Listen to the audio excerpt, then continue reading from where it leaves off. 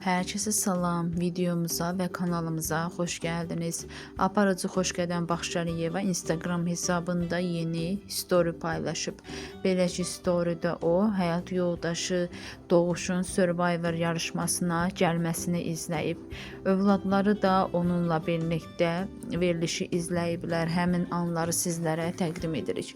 Siz də videomuzu izləməyi, kanalımıza abunə olmağı, bizə dəstək olmağı unutmayın. Eski yarışmacı Survivor'a dahil oldu.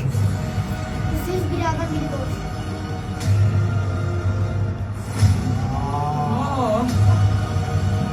İki yeni yarışmacımız daha gelsin. Babamız gelir. Survivor'ı Babamız. ilk yaşayacaksınız. 20 yıl olmuş.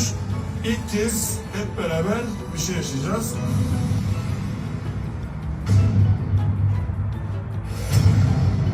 Wow.